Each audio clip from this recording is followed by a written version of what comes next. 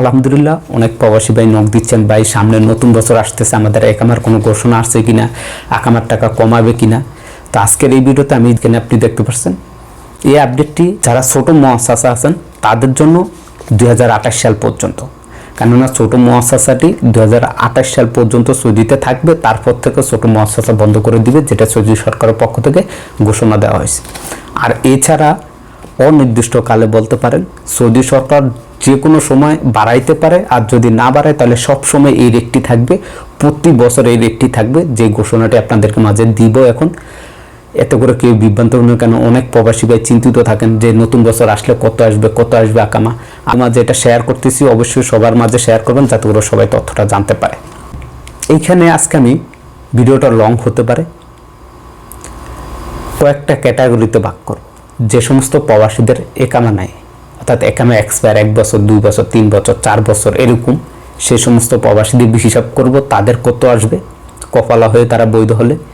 দ্বিতীয়ত যে সমস্ত প্রবাসীরা 2022 সালে 25 অক্টোবরের আগে যে সমস্ত প্রবাসীরা হুরুপ্রাপ্ত ছিলেন, তারা যদি এখন নতুন করে কপালা হয় তাদের কত আসবে কপালা হয়ে বৈধ হতে একামা করতে।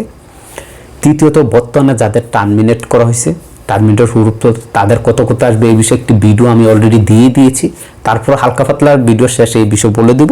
তো শুরুতেই বলবো যে সমস্ত প্রবাসী বাইরে আছেন যাদের একামা নাই, এক্সপায়ার 1 বছর 2 বছর 3 বছর, এখন আপনি বৈধ হতে গেলে কপালা হয়ে কী লাগবে, কত টাকা খরচ হবে। শুরুতেই বলবো যদি আপনার 1 বছর এক্সপায়ার হয়ে থাকে, যদি আপনার 2 বছর হয়ে থাকে, 3 বছর হয়ে থাকে, 4 বছর হয়ে থাকে, সৌদি সরকারের পক্ষ থেকে আপনাদেরকে সুযোগ দিয়েছে, আপনারা চাইলে কপালা হয়ে বৈধ হতে পারেন। এবার আসা যাক আপনি নতুন কোনো জায়গায় কপাল হলে আপনার কত আসবে এবং বৈধ হতে আপনার কত আসবে, পিছনের টাকা আসবে কিনা। পিছনের টাকা আসবে কিনা এইটার জন্য আপনাকে যেটা করতে হবে, mol.se সেই ওয়েবসাইটে গিয়ে চেক করবেন। আপনার একামা নাম্বার দিয়ে আমরা সবসময় বলি যে চেক করার জন্য, চেক করলে সেখানে দেখবেন আপনার একামা নাম্বার আসে, আপনার কাজের স্থান অন দ্য জব আসবে, বা আপনার হুরুপ্রত থাকলে অ্যাবসেন্ট ফর ওয়ার্ক লেখা আসে এবং মুআসসাসা লাল আসে। সেই ক্ষেত্রে কোনো সমস্যা নেই, আপনার পিছনের টাকা আসবে না। আর যদি আপনি চেক করে দেখেন, এবার সিক্রেট আমি কিছু জানিয়ে দিছি, এর ভিতর আরও প্যাচ আছে। আর যদি দেখেন আপনি ওইখানে গিয়ে আপনি চেক করলে আপনার কোনো কিছু আসে না, নিচে দিয়ে লাল এরকম একটি লেখা আসে, যেখানে বলা হয় যে আপনার কোম্পানির বা আপনার মালিকের যে মুআসসাসাটি আছিল সেই মুআসসাসাটি বন্ধ হয়ে গেছে, আপনার কোনো তথ্যই সেখানে শো হয় না। সেই ক্ষেত্রে আপনার কিন্তু সেই সমস্ত প্রবাসীদের কিন্তু পিছনের সকল টাকা চলে আসে এবং সেটা নতুন মালিককেই দিতে হয়। যাদের একামা এক্সপায়ার, যদি আপনি বৈধ হতে চান সেক্ষেত্রে যেটা করতে হবে, একামা এক্সপায়ার আপনি এখন কপাল হতে হবে। কপাল হলে কপালার ফি 2000 রিয়াল, এটা আপনাকে ধরতে হবে। দ্বিতীয়ত হচ্ছে আপনার জাওয়াজাত ফি 650 রিয়াল। তৃতীয়ত হচ্ছে আপনার যদি 1 বছরের জরিমানা হয়, অর্থাৎ একামা করেন 1 বছর হয়ে থাকে, তাহলে 500 রিয়াল জরিমানা, 2 বছর হলো 1000, 3 বছর হলো 1000, 4 বছর হলো 1000 রিয়াল জরিমানা। অর্থাৎ এই 3টা পারফেক্ট আছে। 650 রিয়াল জাওয়াজাত ফি, কপালা ফি 2000। সাথে মুক্তব আমিল ফি। মুক্তব আমিল ফি কত আসবে? মুক্তব আমিল ফি যদি আপনি ছোটো মুআসসাসায় কপালা হন, সেক্ষেত্রে ছোটো মুআসসাসার হিসাব হচ্ছে ভিন্ন। যে মালিকের আন্ডারে কপাল হবেন সেটা আপনাকে যাচাই করতে হবে, সেই মালিক সরকারি বা বেসরকারি কোনো প্রতিষ্ঠানে কাজ করে কিনা। যদি কাজ করে, সেখানে যদি তার তামিল ব্যবহার করে, সেক্ষেত্রে সেই মালিকের আন্ডারে আপনি ছোটো মুআসসাসা কপালা হলো আপনার বেতন, অর্থাৎ যেই মুক্তব আমিল ফিটি সেটা 100 রিয়ালে নামবে না। এটা এখন বর্তমানে অনেক সমস্যা দিচ্ছে, কেননা বেশিরভাগ মালিকই কী করে, তারা বিভিন্ন জায়গায় কাজ করে যেখানে তাদের তামিল দিতে হয়, সেক্ষেত্রে তাদের ছোটো মুআসসাসা হলো কিন্তু তাদের 100 রিয়াল নামে না, এটা নিয়ে অনেক সমস্যা হয়। নামাইতে পারবেন 100 রিয়াল, তাদের তো 100 রিয়াল, আর যাদের নামবে না তাদের 9650 রিয়াল, সে আগের রেটই, কোনো তফাৎ নেই।